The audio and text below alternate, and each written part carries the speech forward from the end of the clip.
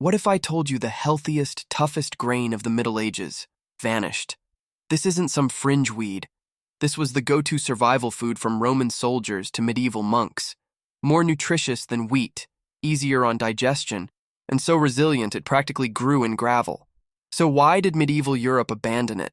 The answer involves church politics, fashion trends, famine, and one ruthless twist of agricultural fate. Stick around, because this lost grain's comeback could change the future of food.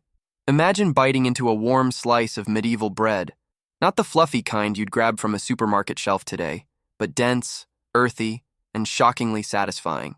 Except this bread isn't made from wheat. No, the grain behind it was hardier, richer in nutrients, and far more forgiving to the brutal whims of medieval farming. It was called emmer, and for a while it was the backbone of survival across large parts of Europe. So why did this wonder grain, this ancient superfood, practically vanish from our plates? Let's back up. Today, we live in a world obsessed with gluten-free alternatives, fiber counts, and gut-friendly grains. Medieval folks, though, they didn't have the luxury of variety. What they grew was what they ate, and what they grew had to survive frost, drought, and war. Emmer fit that bill perfectly. This hulled wheat thrived in rocky, rain-starved soils where common wheat would have withered. While modern wheat is a bit like a pampered houseplant, emmer was more like a cactus in chainmail. Tough, adaptable, and surprisingly forgiving. And yet, we don't even hear its name anymore. Back in the early Middle Ages, particularly from the 5th to 10th centuries, emmer was a staple from the Italian hills to the Levant. Roman records even mention it as one of the primary grains used in state granaries, but by the 12th century in Western Europe, wheat and barley were beginning to dominate. Why? Two big reasons: status and scale. Emmer, you see, had a tough outer husk that made it harder to mill. It demanded more labor, peasant labor. Wheat, especially the emerging varieties of bread wheat, didn't just process easier, it also baked fluffier loaves. And fluffy loaves in medieval logic meant luxury. It's a bit like how instant coffee took over the world even though a French press tastes better. Convenience and image won out. Still, for centuries, emmer held on. In monastic communities, especially Benedictine and Cistercian ones, records show that emmer was used in both daily bread and ritual offerings. Why? Because it was filling, kept well, and didn't provoke the same heats of the humors that medieval medicine associated with wheat-heavy diets. Doctors at the time, who loved to mix Galenic theory with trial and error, actually recommended emmer for people with weak stomachs. In hindsight, they may have been onto something. Emmer is higher in fiber, antioxidants, and micronutrients than modern wheat. It digests slower, spikes blood sugar less, and even contains more protein. Which makes you wonder, how did this nutritional powerhouse get erased from history? Part of the answer lies in war. From the 13th century onward, as feudal lords consolidated power and battles wrecked rural communities, agriculture shifted hard toward cash crops. Wheat had become the gold standard of grain, both literally and socially. Lords demanded it in taxes. Markets paid more for it. And centralized mills were built to process it more efficiently. Emmer couldn't keep up. Harvesting it was still labor-intensive, and by now, land was too valuable to waste on something that didn't turn a profit. So slowly, field by field, it vanished. And yet, medieval documents still whisper about it. In the Capitulare de Vilis, Charlemagne's royal farming decree from the late 8th century, emmer is listed among the must-grow crops on imperial estates. That's not just a footnote, that's royal endorsement. Charlemagne, like other rulers of his time, knew emmer's value. It stored better than wheat. It resisted mildew and rot. In an age before fungicides and refrigeration, those traits could mean the difference between famine and survival. But here's the kicker. People didn't stop eating emmer because it failed them. They stopped because wheat fit the economic system better. It's like ditching your old truck that never broke down for a flashy new car with Wi-Fi and leather seats, even if it breaks down twice a year. Medieval society, especially from the 14th century on, was becoming increasingly stratified. Food wasn't just about sustenance anymore, it was about class. And white, fluffy wheat bread screamed, "I'm rich." Emmer, that was peasant food. Stomach filling, yes. But politically and socially, dead weight. Even in times of scarcity, wheat kept its grip. During the Great Famine of 1315-1317, some villages resorted to foraging wild grains, chestnuts, and acorns. But emmer? It had already been pushed to marginal lands or abandoned entirely in many regions. A food that could have helped buffer against starvation was overlooked, forgotten even. And here's where it gets ironic. Emmer didn't vanish because it failed to nourish. It vanished because it wasn't flashy, because it didn't rise like wheat in social standing, because milling it was harder, and because power, not nutrition, dictated what medieval Europe grew and ate. Sound familiar? Think about modern food trends. We rediscover ancient grains every few years, quinoa, amaranth, spelt, as if they're revolutionary. Emmer now gets marketed at upscale grocers under its Italian name, farro. It's making a comeback. But only now, after centuries of being called primitive, inefficient, and backwards. Medieval farmers might have had the last laugh. They knew something we forgot. That sometimes the best grain isn't the easiest to grow, the prettiest to sell, or the fastest to mill. It's the one that gets you through a harsh winter, keeps your belly full, and doesn't rot in the barn. So how exactly did wheat push emmer off the throne? And was it just a matter of economics, or something deeper? The next chapter in this story gets even grittier. Because behind the fall of emmer is a tale of plague, propaganda, and the politics of bread. And trust me, it's not what you learned in school. Let's set the stage. It's the late 14th century, and Europe is licking its wounds after the Black Death. Fields have been abandoned. Labor is scarce. Grain prices are chaotic. You'd think a hardy, self-reliant crop like emmer, less fussy, longer lasting, healthier, would step back into the spotlight, right? Not even close. Instead, emmer sinks further into obscurity, while wheat tightens its grip on the medieval pantry. Why? Because this isn't just a story about farming. It's a story about perception, propaganda, and the raw power of reputation. Here's the twist. By now, the idea that wheat was superior had calcified into something bigger than preference. It had become ideology. Medieval society, shaped by the church, monarchy, and an emerging urban elite, started tying moral and spiritual worth to what people ate. White wheat bread was now considered more than just tasty. It was pure, refined, holy, and that gave it a role not just in feasts, but in faith. Take the Eucharist, for example. Church law mandated that communion wafers be made from pure wheaten flour, not barley, not oats, and definitely not emmer.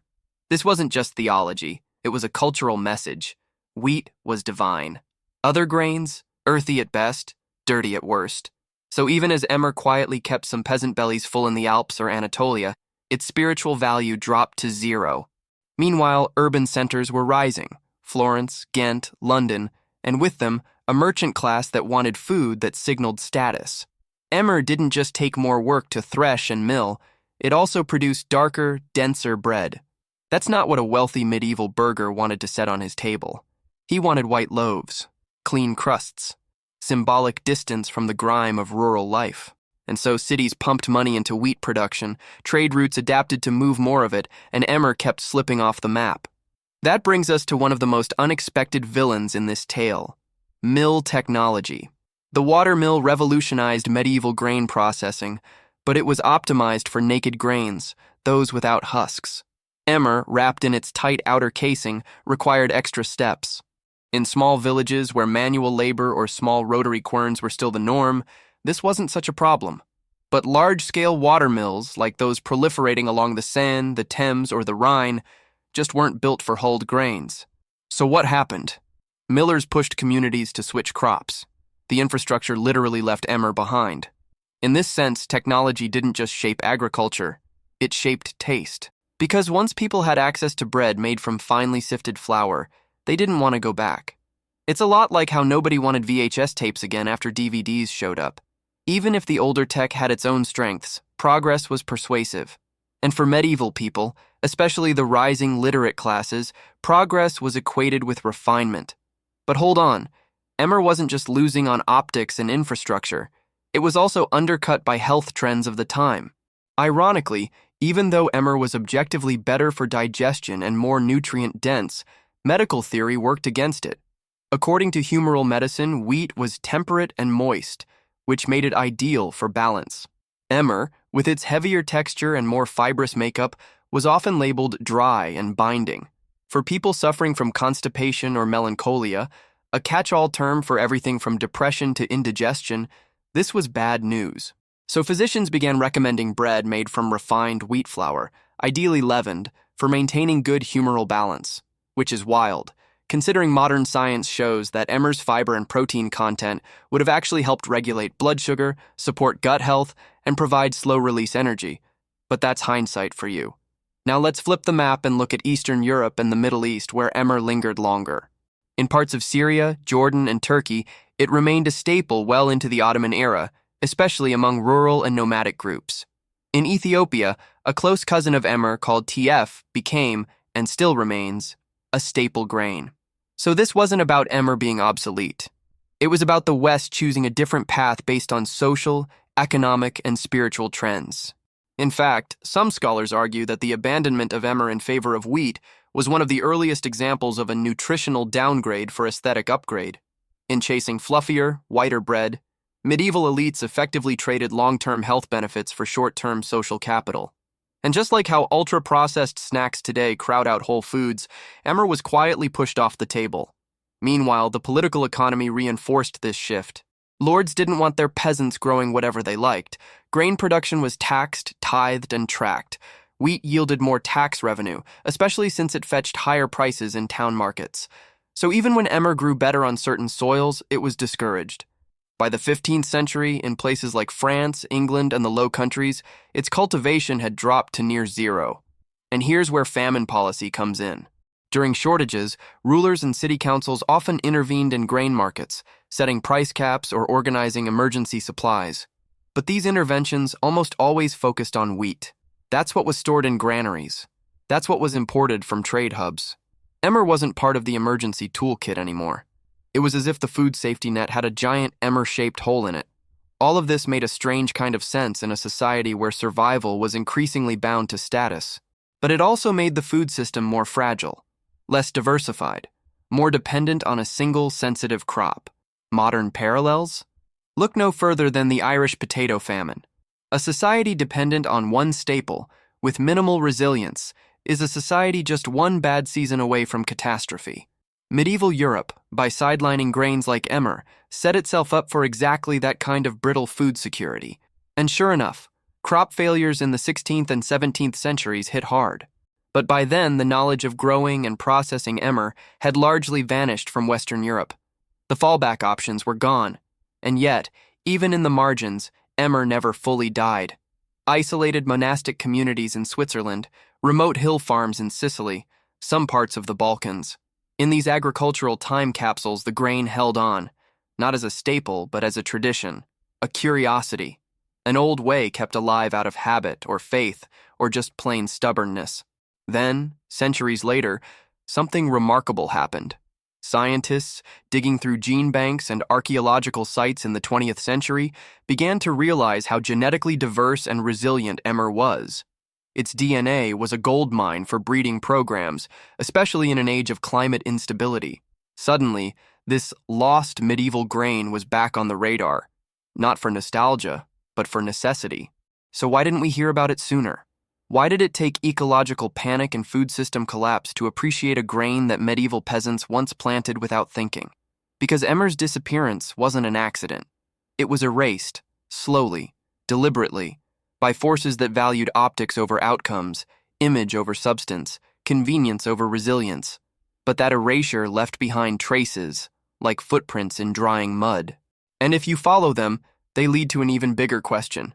What else did we abandon along the way? In our quest for better, faster, and prettier, did we overlook something essential? Next, we'll follow the trail deeper, into royal kitchens, medical treatises, and forgotten recipe scrolls. Because while Emmer disappeared from fields, it survived somewhere even stranger, the pages of cookbooks and the rituals of the elite. And what those records reveal will challenge everything you thought you knew about medieval taste. It's easy to think of Emmer as a peasant's grain, tough, unglamorous, and destined for survival food. But that picture starts to fall apart when you step into the smoky kitchens of medieval courts and monasteries. Because here's the thing, Emmer didn't just survive in the dirt fields and village ovens. It also slipped into royal banquets, medicinal diets, and ceremonial rituals. It wasn't front and center, no. But it wasn't gone either. It had simply changed roles, from staple to specialty. Let's talk about medieval cuisine for a second. Contrary to what fantasy shows might have you believe, not everything was roasted boar and mead. In fact, medieval cooking, especially among the elite, was a high art. It was about color, contrast, and showmanship. Cookbooks like the 14th century form of curry, commissioned by King Richard II's court, reveal dishes that would feel right at home on a modern tasting menu. Almond milk sauces, jellied fish, spiced fruits. And while wheat flour played a leading role, alternative grains like emmer occasionally showed up in soups, porridges, or as binding agents. Why bother with emmer in these posh settings? Because it had a unique texture and earthy flavor that chefs could use to stand out. In a world where ingredients were limited by season and geography, novelty was gold. Emmer, especially when toasted or ground fine, offered a nutty depth that wheat simply couldn't match. Think of it like using rye in modern sourdough. Not always the star, but crucial for complexity. But the kitchens weren't the only place emmer stuck around. It had another unlikely champion: medicine. Medieval physicians, especially those trained in the Arabic tradition, inherited a treasure trove of Greco-Roman dietary theory. Galen, Hippocrates, Avicenna, they all had something to say about grains. And while wheat was generally praised, emmer, often called alica or far, was prescribed in very specific cases. It was used in gruels for the sick, broths for the weak, and sometimes even poultices for wounds. Why? Because it digested slowly, generated less heat, and, when boiled long enough, turned into a silky, stomach-friendly mush. A 12th century medical manual from the Schola Medica Salernitana, the most prestigious medical school of the age, mentions emmer as particularly good for those suffering from fluxes of the belly or chronic fatigue. That's essentially diarrhea and burnout. Modern nutrition backs this up. Emmer's fiber, magnesium, and resistant starches make it gentle on the gut and steady in energy release. Medieval doctors didn't have microscopes, but they had centuries of observation, and they saw results. Meanwhile, in monasteries where health, diet, and ritual often intertwined, emmer found a quiet refuge. Monks kept detailed records of their agricultural yields and dietary plans, not just for spiritual reasons, but for practical ones. Consistency mattered. In some Benedictine and Cistercian communities, particularly in Italy and parts of Germany, emmer was used in fasting meals. It was humble, yes, but also symbolic, a reminder of simplicity, humility, and endurance. Some even believed it echoed the ancient grains of the Israelites, creating a spiritual link to biblical history. And then there were the recipes, the kind scribbled in the margins of herbal texts or added to household manuals by literate noblewomen. One 15th century English manuscript includes a gruel of far made with milk, broth, emmer, and saffron. Another from the Rhineland recommends boiling emmer with dried apples and honey for a winter breakfast to strengthen the blood. These weren't everyday meals. They were chosen, crafted, remembered. So if emmer still existed in elite kitchens, monasteries, and medical texts, why did it disappear so thoroughly from the public consciousness? Because it was never the star again. Its presence became fragmented, niche, buried under layers of wheat-dominant culture. It was like a veteran actor doing bit parts, visible to those who looked closely but never in the spotlight. And once print culture exploded in the 15th and 16th centuries, spreading standardized cookbooks and agricultural advice, the dominant narrative hardened. Wheat was the king of grains. Everything else, including emmer, became lesser. There's also the problem of naming. Over time, emmer was called by dozens of local names: farro, spelt, dinkel, two-grain wheat. In some regions, it was lumped together with similar grains. In others, it was misidentified entirely. This confusion made it hard for later historians and scientists to trace its real role. It's like trying to track a celebrity who keeps using aliases in different countries. Still, archaeological digs tell a different story. In southern Italy, charred emmer grains have been found in layers dating well into the 16th century. In parts of Armenia and Georgia, terraced fields still grow what locals call wild wheat, which genetic testing shows to be close relatives of medieval emmer. Even in Britain, where emmer was thought to have vanished by the Norman period, pollen analysis reveals it lingered in upland fields into the early modern age. But by then, something had changed. Emmer wasn't just out of fashion. It was actively excluded.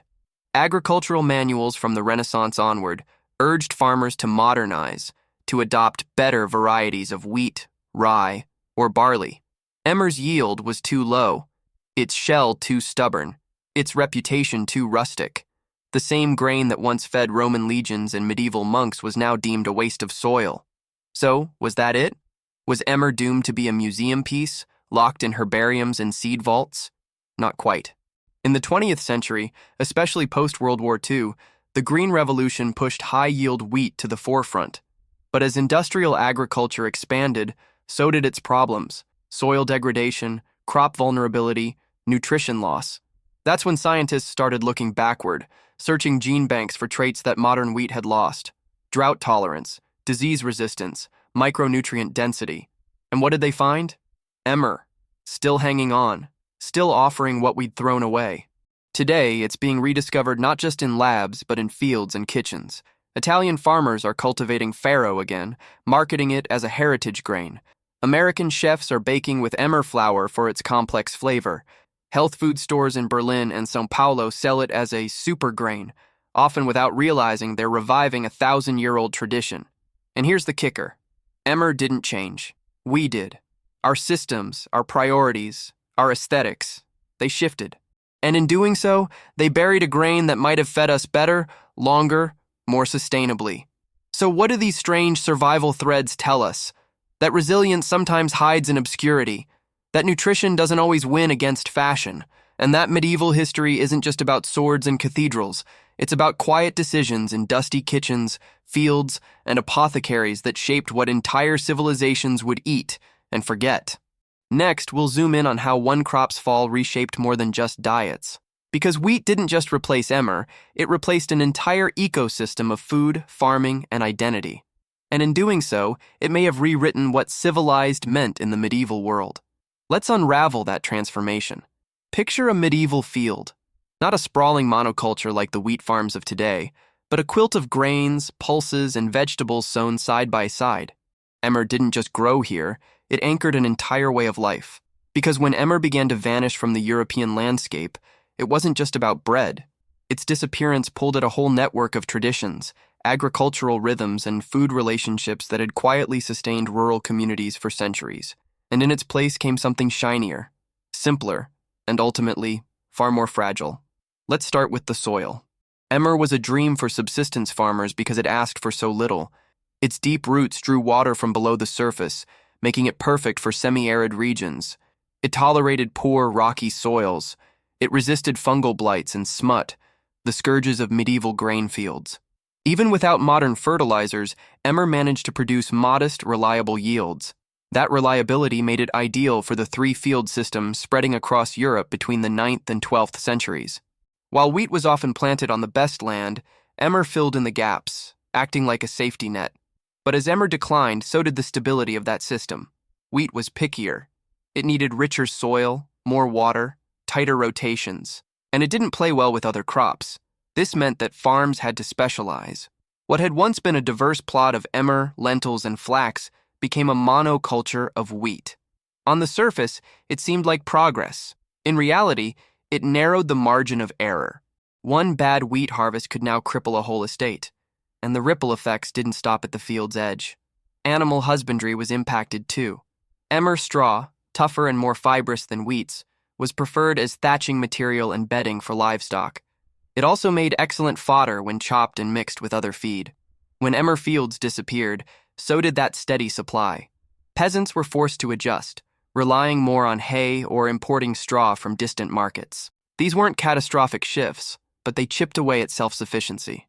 Bit by bit, rural life became more dependent on external systems. Then there was the question of labor. Emmer took time to thresh, hull, and grind. In a world where labor was abundant, that wasn't a problem. It actually distributed work across the seasons and household members. Women and children often participated in these grain processing tasks, giving them a role in food production and a say in how grain stores were used. Wheat, by contrast, was streamlined for millers and bakers. Once communities switched, much of the grain processing moved out of the home and into the market. Local autonomy declined. So did food diversity. That shift, from community-oriented grain to commodity wheat, marked a turning point. The household loaf, dark and fibrous, gave way to the baker's loaf, uniform and pale. And with it came a new standard for what good bread looked like. This wasn't just a culinary change, it was a cultural reset. Wheat bread became the benchmark, not just for taste, but for morality, hygiene, and even patriotism. By the 15th century, sumptuary laws in some cities forbade the poor from eating white bread, even if they could afford it. Emmer, once neutral and nourishing, was now the grain of the forgotten. Urbanization accelerated the divide. As people flooded into growing cities, they left behind the mixed farming traditions that supported grains like emmer. City bakeries had neither the time nor the tools to process hulled grains. Millers balked at the extra steps. Merchants wanted goods that traveled well and lasted. Wheat checked those boxes. Emmer didn't. So markets stopped requesting it. Millers stopped processing it, and eventually, farmers stopped planting it. Demand didn't just shrink, it collapsed. Meanwhile, the state started getting involved. Grain taxes, once paid in kind, became more standardized. Governments and lords alike preferred crops that could be easily measured, stored, and traded. Emmer, with its inconsistent husk-to-kernel ratio and variable yield, didn't make the cut. Even when it grew well in certain microclimates, it was deemed inefficient, and in medieval economics, inefficiency spelled death. By the 16th century, the grain maps of Europe had changed dramatically. Wheat dominated lowlands and trade corridors. Barley hung on in northern and alpine zones. Rye covered the east. But emmer? It was relegated to the periphery, geographically and culturally. It became a mountain grain, a curiosity, something old people remembered but no one invested in. And yet, traces remained. In the dialects of Alpine villagers who still called it true wheat, in folk songs that praised its staying power during harsh winters, in family recipes passed down with lines like, "Use the heavy flour, not the white." These weren't just nostalgic echoes. They were living memories of a different food system, one more decentralized, seasonal, and responsive to nature. It's worth pausing here to ask, what did we lose when we traded that system for the sleek monocultures of later centuries? Well, for starters, resilience.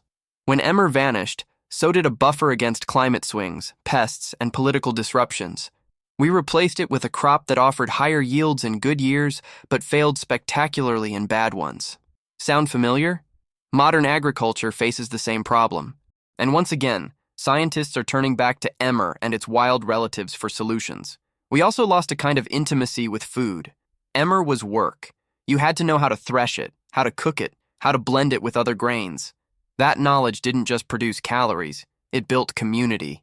It created rituals, roles, and resilience. When wheat took over, that web unraveled. Food became more anonymous, processed, sold in loaves with no story attached. And finally, we lost an anchor to our agricultural past. Emmer connected medieval Europeans to Neolithic farmers who had first domesticated the grain in the Fertile Crescent. It was a living artifact, a thread of continuity across 6,000 years. Its abandonment marked a break in that lineage.